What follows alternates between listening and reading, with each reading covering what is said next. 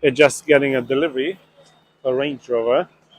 This is a stolen and recovered vehicle that came from a main dealer, and the reason being, the main dealer, a lot of the parts they demand to be replaced. However, um, really and truly, not all of them.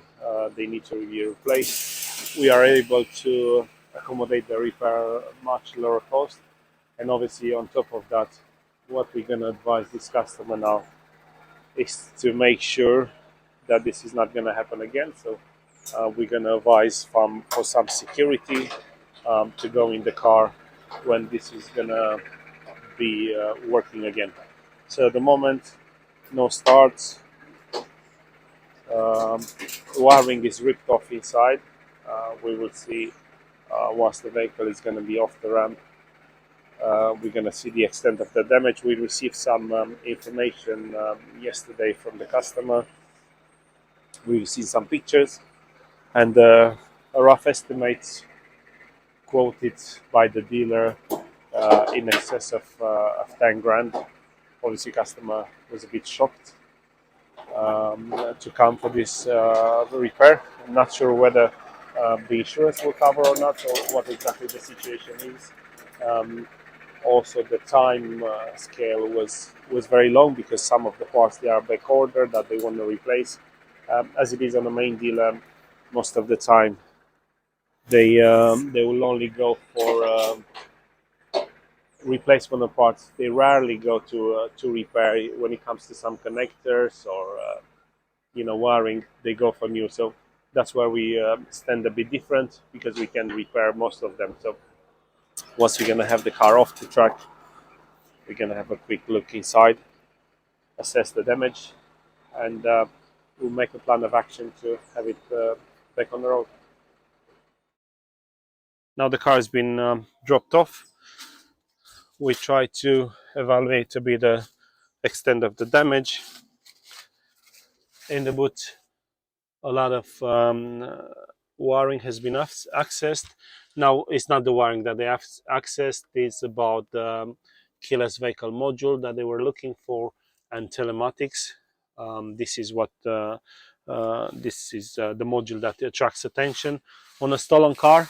Basically, the telematics control unit is the factory tracker, and what they do once they steal a car, they need to stop that from registering the vehicle position. So now we have a key, but this key no longer operates.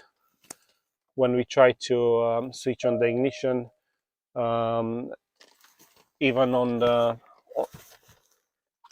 hard on an emergency slot, the message that comes on, it says that the key not found. Eventually, it says the key is a wrong key for the vehicle. So it looks like either the the keyless vehicle module is being corrupted, or the body control module. At the moment, we don't see a lot of wiring damage, so we need to run a diagnostics to have a better conclusion on the extent of the damage for this stolen and recovered vehicle. It looks like it's sitting for a long time.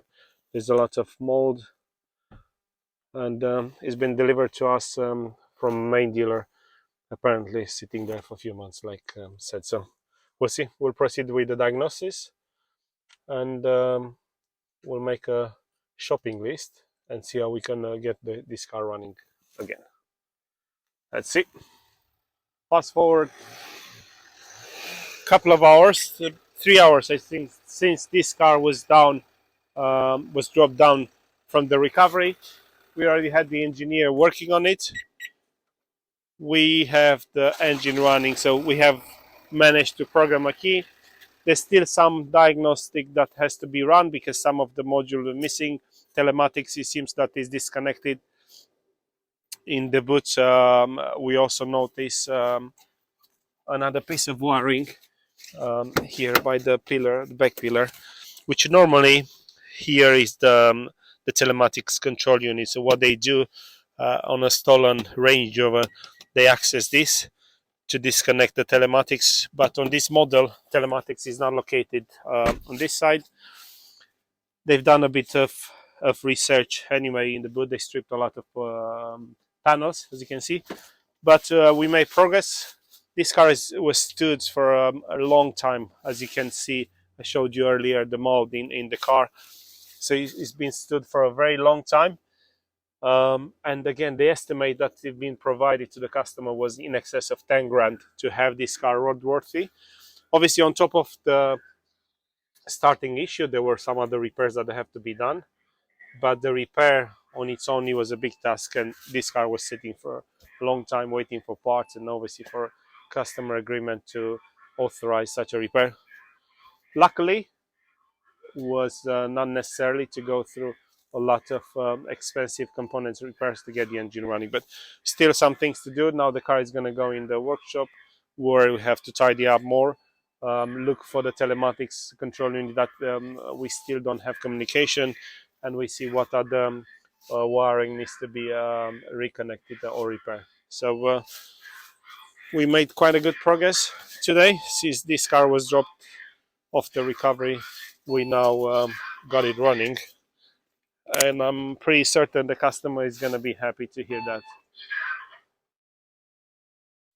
Now, here's the car after it's gone in an extensive road test. So a part of getting the car started, we also done some repairs on it, brakes, we done a service, a DPF regeneration.